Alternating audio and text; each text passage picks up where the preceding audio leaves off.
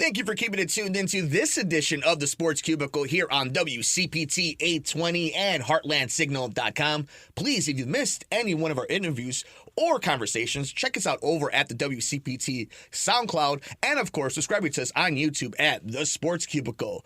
So, speaking of YouTube, speaking of multimedia, this is an interesting story that has been bubbling not just this season, but over the last few years. It's the NBA ratings, and this comes to us from CNBC. Falling NBA ratings and why Christmas Day NFL games might not be on at your local bar. This comes to us from Alex Sherman. Who's going to a bar on Christmas? Hey, man, it's a crazy country. Perhaps the biggest story in sports media right now is why NBA ratings are way down this season. 17% as of Thursday morning across TNT, ESPN, and ABC. Many fans and pundits have speculated theories on social media. Too many three-pointers, too woke, season too long. Inside the NBA is ruining the game. Here's what my league sources are telling me. 1, the biggest reason is cord cutting. This is also why the NBA gave Warner Brothers Discovery proverbial boot after the season as a live game distributor. Relying on cable networks, ESPN and TNT is no longer a winning strategy. And there's more about that, but I suggest you guys read the entire article. Number 2, star players have been injured. Joel Embiid, Zion Williamson, Kevin Durant, Steph Curry, Chet Holmgren, Paolo Banchero, Luka Doncic, and Victor Wembanyama. So check out the entire article over on CNBC. It's Alex Sherman, falling NBA ratings and why Christmas Day NFL games might not be on at your local bar. We want to focus more on the NBA part more than the NFL, even though the NFL does have a part to play in this. So, Paulie, I'm going to throw it to you in a second, but I've had my theories of why the NBA is in the state that they're in right now. And part of it is, like they said, the cord cutting. And part of it is the perception. Although I think the too woke go broke or that kind of narrative, you're either watching the NBA or you're not. Mm-hmm. You're either watching Succession or you're not. You're either watching WWE or you're not. You're either watching the Puppy Bowl or you're not. People have their audience in 2024. I think it's a crisis of identity for the NBA. The NBA doesn't know what it wants to be. It has some of, if arguably the best athletes in all of athletics on earth playing in the NBA. But it doesn't know if it wants to be a game that you're slashing to the rim, you're dunking, aggressive plays, highlight reel, or if it's a finesse game with a three-pointer and, you know, the Euro shot and the Euro dribble and the way the handles are worked. And I also think the stars are different in the NBA today. It's marketed different. It's an interesting conversation that people want to point to when it comes to ratings and what people are consuming these days. But if I'm the NBA, the only thing I'm worried about is that all the streaming services that I've signed with moving forward are good to go. Because we no longer live in the MASH had 80 million people watching it. That's not how people consume it. You already got your guarantee deal. The NBA doesn't need to micro-create and manufacture a golden time game. They already got their money from Amazon. They already got their money from ESPN.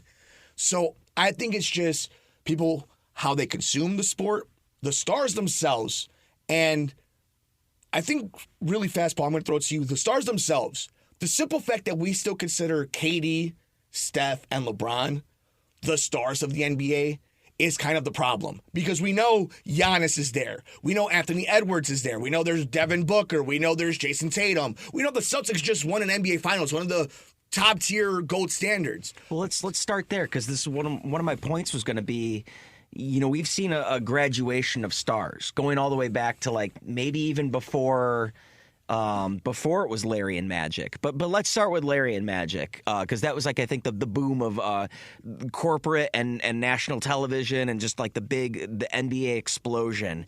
And then Michael Jordan comes in. Torch gets passed very cleanly. After that, the torch got passed to Kobe in transition. Kobe passes it to LeBron. Where are we at right now? Who is the star of the game? Is it an Eastern European guy? A couple of Eastern European guys? Is it not that there's anything wrong with that, but I'm just saying, like, who is the face of the NBA right now? Let me ask you this. Is it fun to watch Joker? Like, if you go to the playground, he might be the best player in the NBA. It's weird. He's fun to watch, but at the same time, it's like Shaq was more exciting than That's what I'm saying. We appreciate it as basketball lovers. Same thing with like Luka. Some of the best things Luka does is not even it's on offense, but it's not scoring. It's passing the ball. What he does for his size, how he posts somebody up. Okay, in an era especially too, where the complaint which is hilarious to see this one nowadays, but I saw when Kobe termed it accidental basketball, which is a hilarious way to talk about it. It's like pick and pop, drive and kick it back out, shoot a three no matter what. Not that you're lined up in a spot; it's just where you happen to be. Yeah. It seems to be working and not working for the NBA. I think it's the same thing that baseball went through, where the athletes are just too good.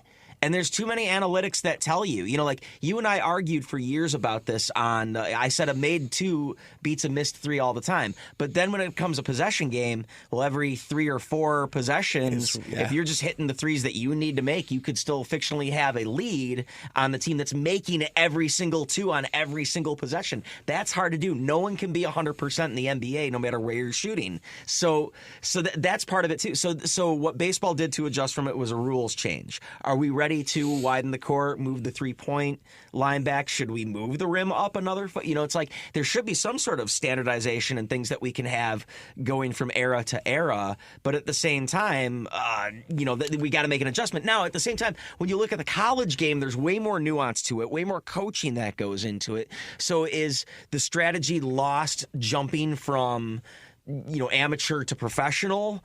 And it is a star-driven league where we've seen coaches get pushed out just because the players prefer them or don't prefer them. And you see this happen in a lot of sports now where the players are dictating who's coaching them rather than the coach implementing a system. I could see both sides of that argument, but at the same time, there are some really smart basketball people out there that could probably help the game with the X's and O's. So that's a conversation right there. I thought that one of the weakest arguments in all of this was how the NBA on TNT is ruining the product, because you're talking about one of the best shows that you have pre and post game show. Now, I get that there's negativity within there and they could be doing a better job to sell their product, but good luck telling Charles Barkley and Shaquille O'Neal to have a different opinion than what they have. Those guys are too rich to listen to anybody else. Literally. And it's TNT's fault, and it's also our fault. But at the same time, would you rather hear it from Charles Barkley telling it to you straight? I don't think that's ruined anything at all. I think if anything, it's made it, and the internet does this too, where it's just everyone is uber critical, everyone has an opinion, and everyone expects everyone to be, the LeBron and Jordan and all those greats from before. And it's just, you're going to get whatever the narrative happens to be. So where I was going with this, I guess, is Magic Johnson had the best sort of argument to all of this. And he's like, where are the rivalries? You were selling big rivalries back in the day. Mm-hmm. And I think us personally here in Chicago, one of the largest markets in basketball, consistently with sellouts, high attendance, one of the largest arenas in the league. Merch. Yeah, merch. The Bulls have been terrible the last 20 years, other than here and there a couple sprinklings and what. But it's like, here's a major market that has just not been a factor since they used to be the biggest story in the league. Couple the Knicks in there, even though lately they've been popping up again with Jalen Brunson and all that. Yeah, how that changes the landscape. Madison of the Square NBA. Garden is a cathedral, and having that, that helps the narrative the even more. Celtics being good. The Golden State Warriors never really endeared us to be America's team, so I think that's where you were going with like Steph and Katie and all that sort of stuff. Is like, no one cares about that. Like they moved on from Klay Thompson. Draymond Green is still a heel in this league. I was going to say, where's LeBron been? But I looked up his stats. He's been playing almost every single game. He's having a good season, except he's he's 40 like years catching him up. But that's the thing, is like LeBron is no longer the face. He's the face of this league, but he's no longer the torchbearer of this league. He's not the best player in the league. Yeah, there's got to be a better player that steps up, and maybe the game has gotten too good where there won't be that. So the NBA, I think, has to take a page out of what the NFL does. And I know the NFL is lucky that they have Taylor Swift and the Chiefs right now, but at the same time, it wouldn't be a hard product to sell if it was like, well, the Eagles won one year and the Rams won another year and the Bengals won this year. If it changed hands so many times, there's still these great teams, great rivalries, local fan bases. So I think maybe you need to encourage better competition in your larger markets, but I don't know. I don't know if that factors encourage your rivalries. Would a Celtics-Lakers NBA Finals be, like you saw what it did Dodgers-Yankees for MLB. Sure. And I know this circles back to whether we've had this on the air or off the air, but you and I have always kind of differed on what's the second most popular league, and I say it's baseball, you say it's basketball, but there's so many metrics that record that.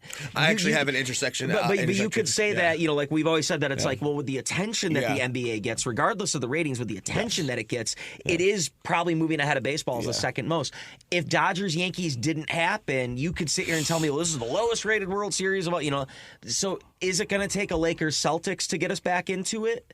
Or what will it take? What new rivalry will we see out of this? Will it be Denver-Boston or another Dallas-Boston? If Luka can put together a better squad. So I think that's where we're at right now, is creating the modern rivalries, or at least adhering to what the old rivalries were, whether it was like Bulls-Pistons or, I'm trying to think of other ones, Celtics-Knicks or, Spurs-Lakers. Spurs-Lakers, Kings-Lakers. Lakers-Kings, yeah, exactly, yeah. So it's going to be something that we have to keep our eye on, though, because it's kind of the landscape of how sports are being watched right now, and there's going to be a lot of reasons why. And going to the streaming era, how are they going to show us this? Like, we've already seen how Amazon presents the NFL. So we're going to see how that all plays out. And to me, it's an interesting fact that in today's day and age in sports, the NFL quarterbacks are more famous now than famous basketball players. And that wasn't the case when you had the age of Allen Iverson, Kevin Garnett, and Kobe Bryant, where there were a lot of quarterbacks that weren't as Hollywood as Josh Allen and then players like Travis Kelce are. And I think the second most popular sport in America is college football. So it just goes to show how much the NFL really has, how football itself has taken over this country. But nonetheless, we'll keep an eye on this because it's just going to be one more domino in the sports media bubble that we're going to have to keep our eye on as the way consumers are digesting their television, their sports, their entertainment, and how the future is going to be like over the next 10 years. We got a jam-packed edition, Paul, still of this Sports Cubicle episode. Final thoughts? I admit it. I've been to a bar on Christmas. He's Paul Chivari. I'm Mike Mercado. Keep it tuned to the Sports Cubicle here on WCPT 820 AM.